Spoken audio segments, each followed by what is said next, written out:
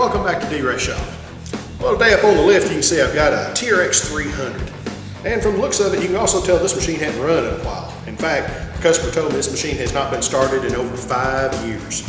So today we're going to be pulling the carburetor off this thing. I'm going to show you how to disassemble it, how to clean it, put it back together, and how to adjust it out properly. So let's get started.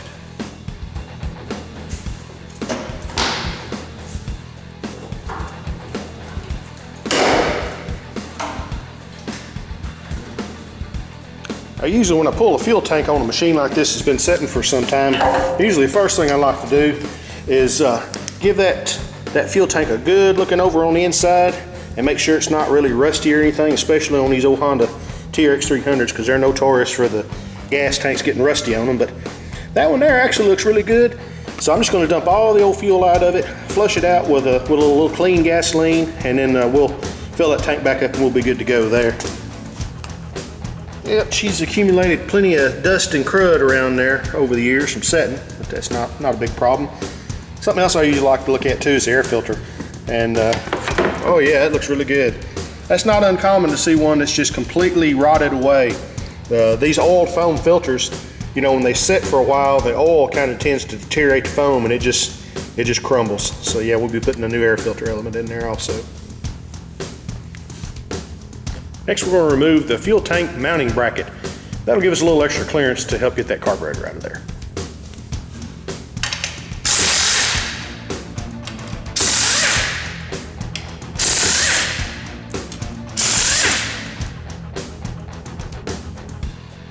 Now, to help us get a little more clearance on this carburetor body, I'm going to remove the intake tube that goes from the backbone of the frame down into the side of the airbox there. And it's just held on with a clamp on the top end, and then there's a clamp down here on the bottom end of the airbox. Now over here on the left hand side of the carburetor, you're going to want to disconnect the carburetor vent hose, and we're also going to remove the bi-starter plunger or the choke. Now one thing I like to do when I take these vent hoses off, I usually like to take a blow gun here and blow a little compressed air through it and make sure that vent tube is open. Sometimes you get insects and things that like to build a nest in that hose up at the other end, and if this hose is not open, then your carburetor can't vent properly and it won't run right. Next, we'll disconnect the bi-starter. It's just got a plastic nut that threads into the top of the carburetor. Let's take that off.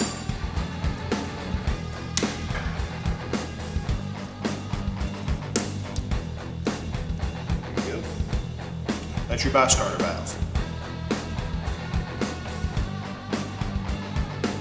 Next, we're going to loosen off these two clamps, the one on the intake boot and the one on the back side of the carburetor. And then we'll remove this carburetor. What we'll do is we'll just pull it back off the intake, then that way we can roll it over on its side so we can disconnect the throttle cable.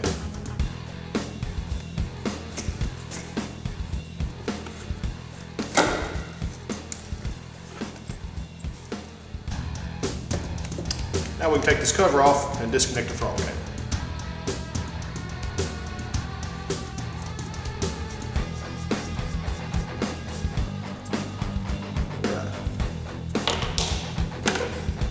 Now we got that cover out of the way.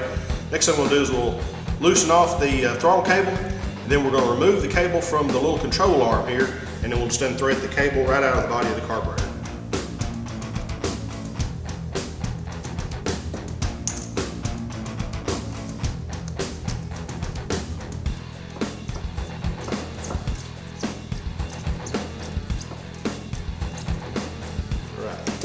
Now our carburetor is ready to remove and disassemble. Alright, now we'll start to disassemble our carburetor. First thing I'm going to do is I'm going to remove this fuel line.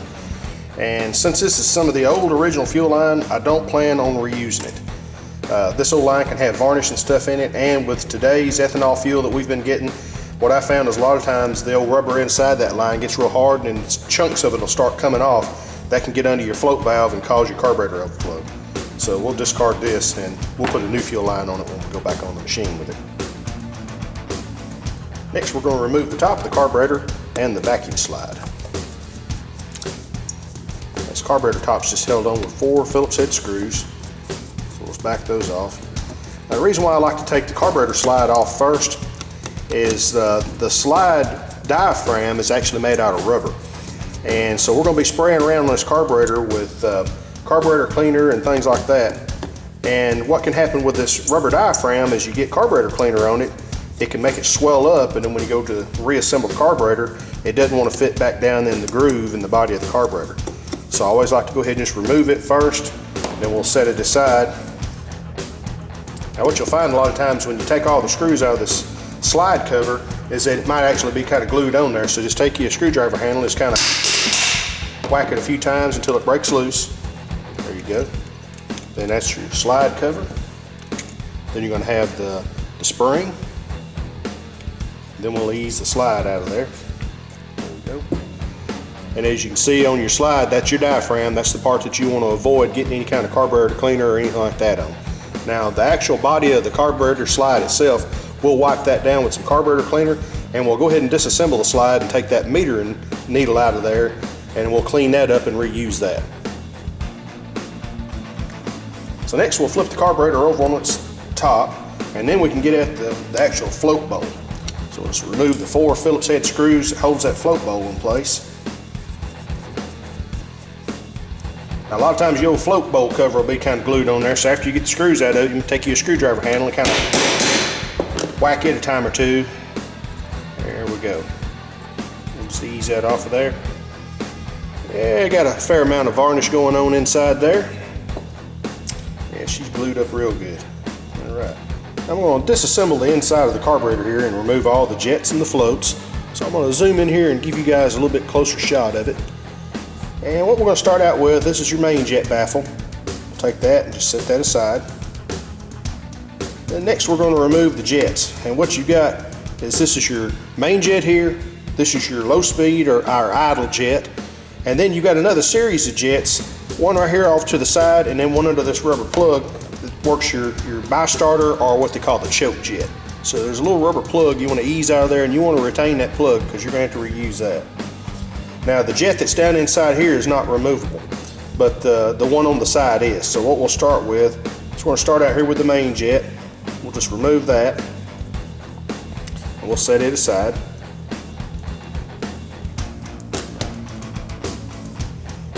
That's your main jet. Then next we're going to remove what's called the emulsion tube. Now this is what the main jet screws into. Now what this does is this actually holds your actual main nozzle into the top side of the carburetor. And what you'll see on that is it's kind of covered up with varnish, but there's a series of small holes in the sides of this. And what this does is this kind of pre-mixes a little bit of air in with the fuel just before it goes out of the main nozzle. So we're going to want to clean this up and make sure all those passages are open. Next we're going to remove the low speed jet or the pilot jet. Just take that right out of there. Now the pilot jet's kind of got its own little emulsion tube made onto the end of it with all these little cross holes, and we'll be sure to clean all those out. Next thing we're going to remove is the float. It's just got a little pin. You just take your little wire and push that pin over to one side, enough to where you can pull that pin out, just like that. Then you just simply remove the float, and it's going to have the float valve attached to it. And the last jet we're going to remove is going to be our side-mounted bi-starter jet.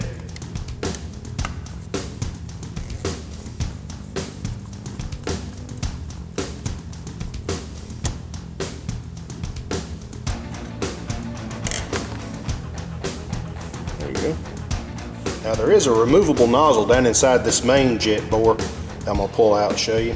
And what this does is this actually is held in by the emulsion tube that holds the main jet, and this is the actual nozzle that works with the metering needle on the slide, and it kind of adjusts the mixture of the main jet circuit as the slide runs up and down. Now one thing you want to note on this is that this nozzle has one end that's kind of tightly closed and the other end is a little more open. When you go to reassemble the carburetor, the side with the opened end goes in first, and then your emulsion tube is going to set up against that more closed end, and that's what kind of holds that in place in that carburetor body. All right. Now the last thing we're going to remove is the idle mixture screw or the pilot screw. I'm going to spin this carburetor around here where you can see it a little bit better. Now what this does is this actually kind of adjusts the idle mixture. It doesn't adjust the idle speed, but it kind of fine tunes the mixture so you can get your idle real consistent. Now before we just remove this screw, we want to kind of get an idea of where it's at. So what we're going to do is I'm going to actually turn this screw in until it lightly seats. Then I'm going to count the rounds it takes to get it there. So it's half, 1 1/2. It looks like 1 3/4 there. Now when you seat this little mixture screw in, you really don't want to crank it down. Just touch it till it lightly seats there. So now we know what our base setting is, and so when we get done cleaning this carburetor, we reinstall our mixture screw, we're going to set it 1 3/4 there, and then that'll give us a good base setting to start out with. Now we're going to remove the mixture screw, and well, it looks like everything's going to come out together. That's kind of unusual. What you got here is you got the mixture screw itself, and then I'm going to disassemble its parts. You got the screw itself, then you're going to have a spring, then you're going to have a small O-ring and a little flat washer. You want to be sure that you don't lose those items. All right.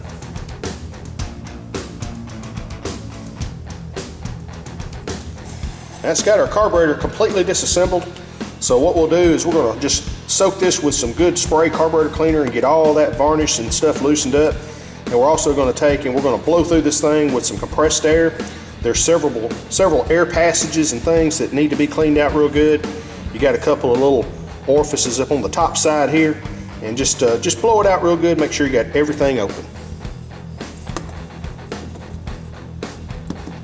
Now, same thing with our bowl here. We're going to clean this out real good. I'm going to disassemble our little primer pump. Make sure that the O-ring and the diaphragm and everything's in good shape on that. And we'll get all this stuff a good cleaning, and we'll get ready to put it back together.